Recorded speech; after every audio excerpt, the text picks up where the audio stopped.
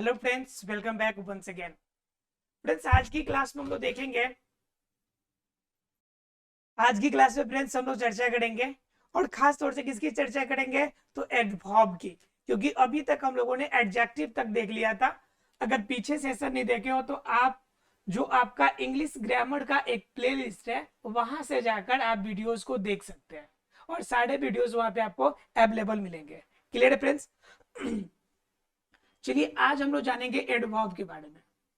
किसके बारे में जानेंगे? एडवर्ब के बारे में। तो एडवर्ब क्या होता है ये समझने के लिए सीधी सी बात समझिए कि ये क्वालिफाइंग वर्ड है। जैसा एडजेक्टिव था वैसे ये क्वालिफाइंग वर्ड्स है। ये क्वालिफाई करता है, किसी को डिनोट्स करता है। ये हमें बतलाता है किसी की इंफॉर्मेशन। जैसे आपका क्या था, एडजेक्टिव जो था नाउन और प्रोनाउन की इंफॉर्मेशन में बताता था, ठीक उसी प्रकार से एडवर्ब क्या करता है कि एडवर्ब भी इंफॉर्मेशन बताता है। तो किसको बताता है? तो जरा एग्जांपल से आप समझिए और जानने की कोशिश कीजिए कि किसका किसका यह आपका इंफॉर्मेशन दे सकता है। ठीक है, जैसे देखिए, runs, run slowly, run slowly. अब इस सेंटेंस में इसमें देखिए, अगर मिनी सेंटेंस में देखिए, अगर क्लोज में देखिए तो यहाँ पे स्लोली वर्ड है कि वो धीरे धीरे दौड़ता है। तो किसे क्वालिफाई कर रहा है? रन को। अगर रन को क्वालिफाई करता है तो यहाँ पे क्या हो गया कि एक वर्ब को क्वालिफाई कर रहा है। किससे क्वालिफाई कर रहा है? वर्ब को। तो हम कह सकते हैं कि एडवर्ब किसको क्वालिफाई करेगा? तो वर्ब को क्वालिफाई करेगा।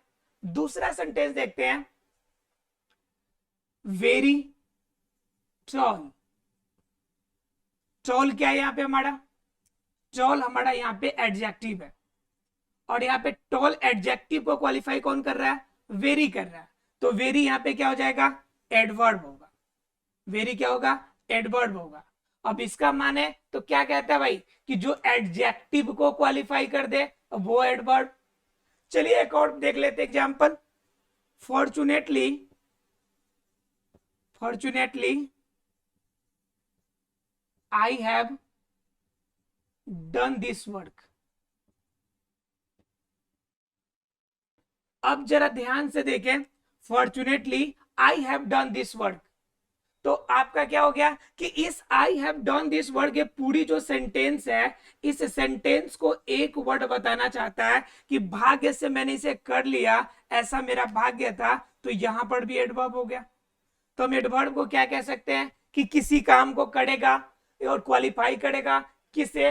पूरी सेंटेंस को क्वालिफाई कर सकता है। उसके बाद अगर बात करें तो ये तीन सेंटेंसेस हो गए। तीन से आपने तीन डिफिनेशन निकाले। एक तो कहेंगे कि वर्ब को क्वालिफाई करे तो, दूसरा आप कहेंगे कि भाई एडजेक्टिव को क्वालिफाई कर दे तो एडवर्ब, तीसरा कहेंगे कि सेंटेंस को क्वालिफाई कर दे तो एडवर्ब। अब एक और जरा देखिए एग्जांपल, देखिए, he runs too slowly, he runs too slowly. अब इस सेंटेंस को जरा गौर से देखिए और जरा बताइए कि यहां पे रन्स क्या है? रन्स आपका वर्ब और रन्स को मॉडिफाई कौन कर रहा है? क्वालिफाई कौन करेगा? स्लोली। तो स्लोली क्या हो गया हमारा? एडवर्ब हो गया। और इस टू किसे क्वालिफाई कर रहा है? फिर टू क्वालिफाई कर रहा है स्लोली को, और जब टू स्लोली को क्वालिफाई कर रहा है तो ये भी आपका एडवर्ब हो गया। मतलब क्या? एडवर्ब भी एडवर्ब को क्वालिफाई करेगा। मतलब क्या? हम लोगों ने इसकी डिफाइन करने के लिए हम लोगों ने एग्जाम्पल का सहारा लिया और देखा क्या कि वर्ब को क्वालिफाई कर रहा है। तो ये तो एडजेक्टिव को भी क्वालिफाई कर दे रहा है, सेंटेंस को भी क्वालिफाई कर दे रहा है, स्वयं एडवर्ब एडवर्ब को भी क्वालिफाई कर दे रहा है। मतलब हमारा डिफिनेशन क्या बनेगा? A word, a word which qualify the verbs, adjectives, sentence और अदर एडवर्ब्स। मतलब क्या कि जो शब्द किसी वर्ब की विशेषता बताए, किसी एडजेक्टिव की विशेषता बताए, किसी सेंटेंस की विशेषता बताए, सेंटेंस की विशेषता बताए, या फिर कहे तो किसी अन्य एडवर्ब की विशेषता जो बता देगा, उससे ही तो हम लोग एडवर्ब कहेंगे। मतलब adverb is a word which qualifies the verbs, adjectives, sentence or other adverbs that's known as adverb. That's known as adverb. उसे ही हम लोग किस नाम से जानेंगे? adverb के नाम से जानेंगे. आशा फ्रेंड्स क्लियर हो गया होगा एडवर्ब का डिफिनेशन कि एडवर्ब किसे कहेंगे. अब एग्जाम में क्वेश्चंस आते हैं और क्वेश्चंस में एडवर्ब को पहचानना होता है, क्योंकि डिफिनेशन एग्जाम में नहीं आते, वो सेंटेंस दिया रहता है, आपको पहचानना होता है. अब देते हैं सेंटेंस, आप क्या करते हैं, एक बार पहचानने की कोशिश कीजिए. क्या पहचान पाएंगे आप? देखिए, रमन डांसेस स्लोली. अब जरा बताइए कि इसमें हमारा क्या है, इसमें हमारा वर्ब कौन है और एडवर्ब कौन है? तो वर्ब यहाँ पे सीधा दिख रहा है आपको, डांसेस, ये क्या हो जाएगा आपका? वर्ब होगा. अगर बात कीजिएगा कि वर्ब को डिफाइन कौन कर रहा है? स्लोली, तो ये हो जाएगा हमारा एडवर्ब. क्लियर है आप लोग को? मतलब सेंटेंस आपको देंगे और सेंटेंस में आपको क्या करना पड़ेगा, उसमें पहचानना पड़ेगा. तो पहचान आपकी सीधी इतनी सी होनी चाहिए कि कोई वर्ब का डिफाइन कर ले या फिर एडजेक्टिव का या किसी सेंटेंस का भी. जैसे मैंने फॉर्चुनेटली लिखा हुआ है, आप लिख सकते, कुछ भी लिख सकते हैं जो आपको इजी लगे, जिनसे आप समझे कि पूरा सेंटेंस क्वालिफाई कर रहा है. या सीधे शब्दों में कहे तो आपका क्या कर ले, किसी एडवर्ब को too slowly, very fast, too slowly, या लिख सकते हैं आप वेरी फास्ट. कोई काम कर रहा है लेकिन बहुत तेज काम कर रहा है. ध्यान रखिएगा एक बात कि फास्ट वर्ड ऐसा है जिसमें आपका एडवर्ब और एडजेक्टिव दोनों में फास्ट यूज होता है. इसके लास्ट में एलवाई नहीं लगाया जाता है, फास्टली नहीं लगता है, फास्ट ही वर्ड होता है. क्लियर है? एक और बात आप ध्यान रखिएगा कि एडवर्ब पहचानने का नियम जनरली याद रखिएगा, जनरली इसमें एलवाई लगा रहता है. मैं जनरली की बात कर रहा हूं, सभी में नहीं. ठीक है, जनरली एलवाई लगा रहता है, सब में नहीं लगा रहता है, लेकिन अधिकांशतः में देखिएगा तो एडवर्ब में एलवाई मिलेगा. जैसे ईगरली, किसी चीज की आप उत्सुकता से इंतजार करते हैं तो कहते ईगरली वेटिंग, मतलब क्या, उत्सुकता से इंतजार करना.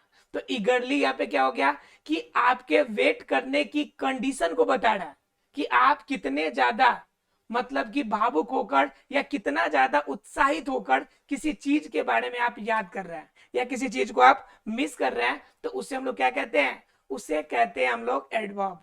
ठीक है, चलिए अब जान लेते हैं. एडवर्ब जान लिए तो अब जान लेते हैं टाइप्स ऑफ एडवर्ब्स, कि एडवर्ब कितने प्रकार के होते हैं और इसे कैसे हम लोग याद रख सकते हैं. चलिए देखते हैं इनके टाइप्स को. तो जानते हैं एडवर्ब के टाइप्स के बारे में कि कितने तरह के होते हैं, कौन कौन से एडवर्ब्स होते हैं. एक एक करके हम समझने की कोशिश करेंगे. पहला जानेंगे हम लोग एडवर्ब ऑफ मैनर. जब कोई एडवर्ब क्या करे, हमें क्लियर कट स्टैटिक्स दे दे, किसी के बारे में इंफॉर्मेशन दे दे. क्या दे दे? इंफॉर्मेशन दे दे. और बस स्थिति वाला क्लियर इंफॉर्मेशन दे दे. कोई क्लियर इंफॉर्मेशन दे दे किसी काम के बारे में, किसी भी एक्शन, किसी भी कार्य की अगर क्लियर इंफॉर्मेशन हमें मिल जाती है तो वो होता है एडवर्ब ऑफ मैनर. मतलब किसी भी चीज करने का तरीका, जो आदत है वो. जैसे यू राइट स्लोली. आप लिखते तो हैं, बहुत सुंदर लिखते हैं आप, लेकिन कैसे लिखते हैं भाई? स्लोली, धीरे धीरे लिखते हैं आप. तो ये क्या हो गया? आपका हैबिट हो गया. आपका क्या हो गया? ये हो गया आपका मैनर हो गया. तो ये जो हैबिट, ये जो मैनर है, ये कहलाएगा आपका adverb of manner. The words which qualify as a manner, as a habit, that's known as adverb. It means adverb of manner. जो आपकी आदत बन गई है, जैसे मैंने स्लोली बताया, किसी को फास्ट दौड़ने की आदत बन जाती है तो वो फास्ट क्या हो गया उसके लिए एडवर्ब ऑफ मैनर हो गया.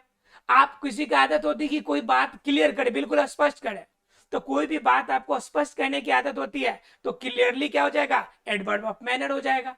कोई बात, किसी भी रूल को फॉलो करने का, कुछ लोग बहुत ज्यादा स्ट्रिक्ट होते हैं, किसी भी रूल को स्ट्रिक्टली फॉलो करते हैं, तो यहाँ पे स्ट्रिक्टली क्या हो जाएगा? उनकी हैबिट हो जाएगी, उनकी मैनर हो जाएगी.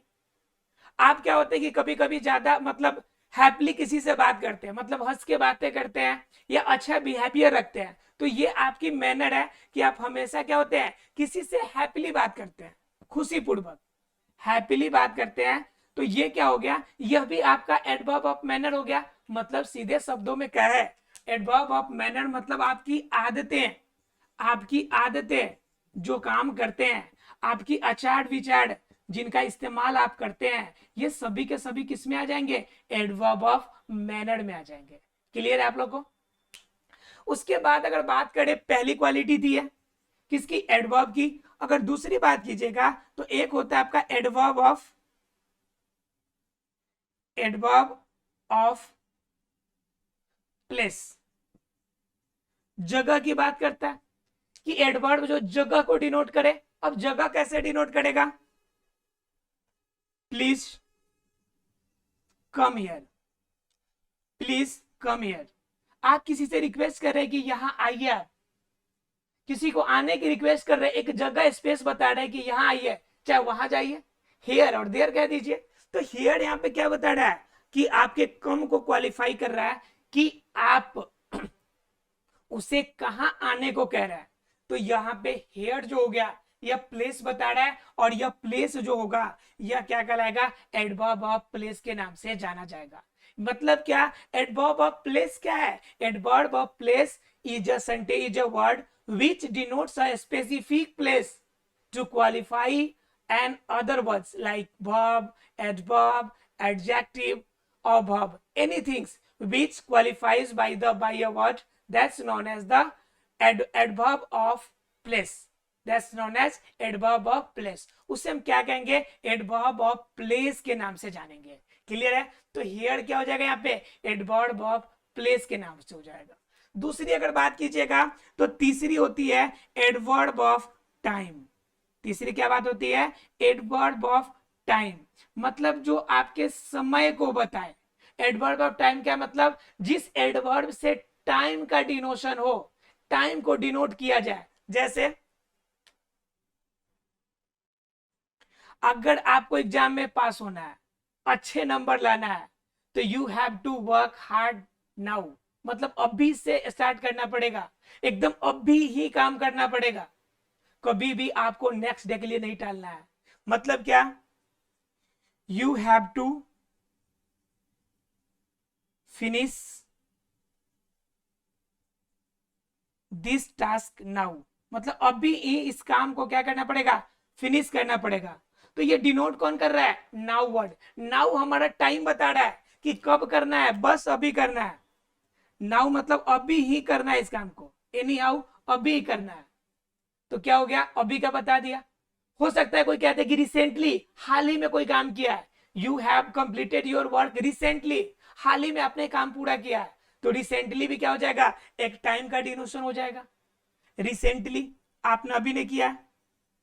हो सकता है आप कहते हैं कि अभी नहीं करेंगे, कल करेंगे, टुमारो, तो टुमारो भी किस में आ जाएगा, आपका एडवर्ब ऑफ टाइम में आ जाएगा।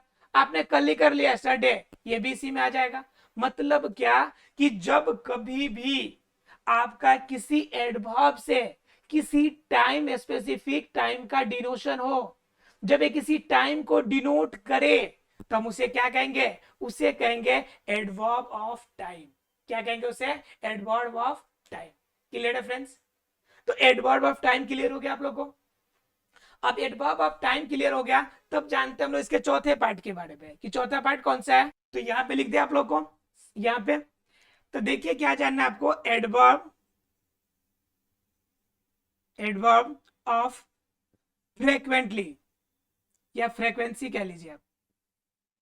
ये कितना नंबर है, फोर्थ नंबर है, एडवर्ब ऑफ फ्रीक्वेंसी।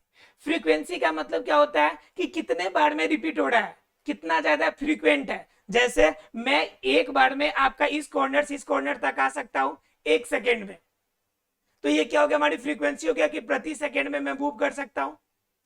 कुछ लोग होते हैं कि आपसे मिलने के लिए हफ्ता में एक बार आते हैं, तो आपसे हफ्ता में एक बार किसी से, जैसे मान लीजिए कोई आपका बेस्ट फ्रेंड होगा, द बेस्ट फ्रेंड, जिसका आपने मान लीजिए मिलने का वादा किया होगा सैटरडे संडे को, या जब कभी मिलने का मन किया होगा आपका, ठीक है। या कोई फ्रेंड होगा, कोई सहेली होगा, कोई दोस्त होगा आपका, जिससे आप डेली मिलते होंगे।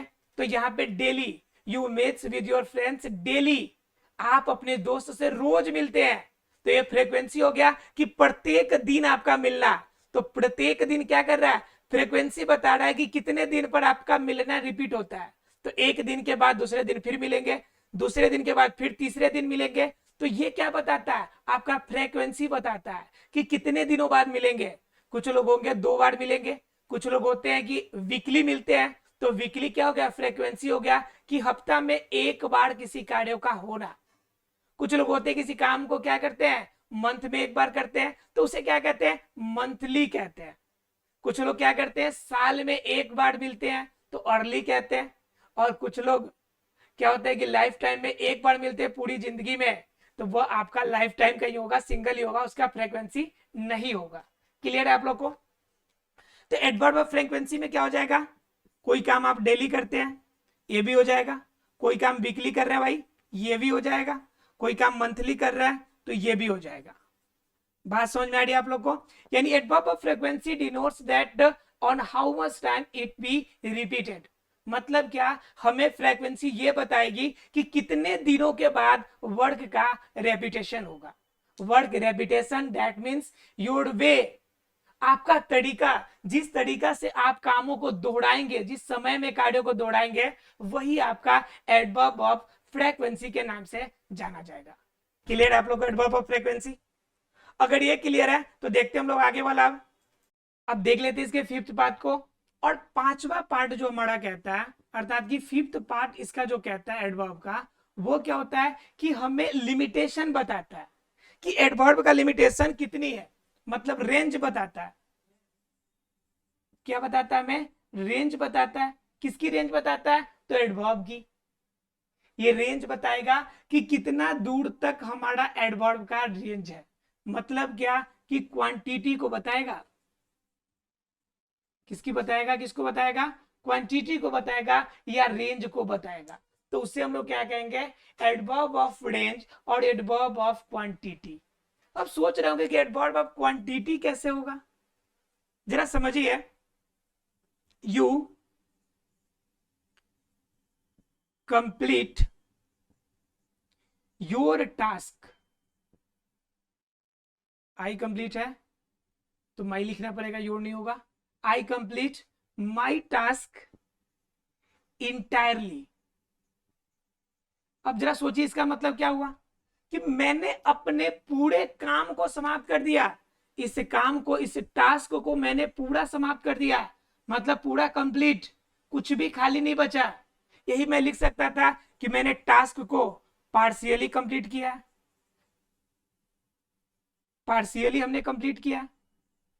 तो क्या हो जाएगा कि पार्शियल रूप में हमने कम किया है, कुछ किया है, कम काम किया है, पूरा कंप्लीट नहीं किया है। तो यह भी क्या हो जाएगा, एक हिस्सा बताएगा कि कितना आपने किया है काम। तो इंटायरली हो गया, पार्शियली हो गया, लिटिल बिट हो गया। मतलब जिस चीज से हमें क्वांटिटी मालूम चले या किसी भी चीज का रेंज मालूम चले, जिस एडवर्ब से, उसे कहेंगे हम लोग एडवर्ब ऑफ रेंज और एडवर्ब ऑफ क्वांटिटी। क्या कहेंगे उसे, एडवर्ब ऑफ रेंज और adverb of quantity. Right friends, इसमें किसी को डाउट नहीं रहा होगा, सबको हो गया होगा। तो आखिरी जान लीजिए, एडवर्ब ऑफ अफर्मेशन और आपका निगेशन। मतलब 2 चीजें होती है कि आप किसी चीज को मान लीजिए या नहीं मानिए। मान लीजिए किसी भी प्रपोजल के लिए आपके पास ऑफर होता है ना, ऑफर के लिए 2 ही आंसर होते हैं, या तो यस या तो नो। नो है तो बात खत्म, यस है तो बात आगे बढ़ेगी, प्रोसीड करेगी। तो वही चीजें यहाँ पे आएगी।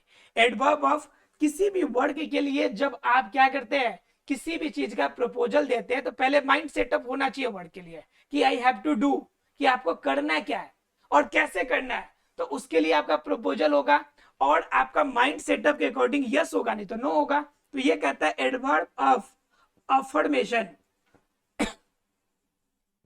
अफर्मेशन या निगेशन, या नहीं होगा, काम हो जाएगा नहीं तो नहीं होगा।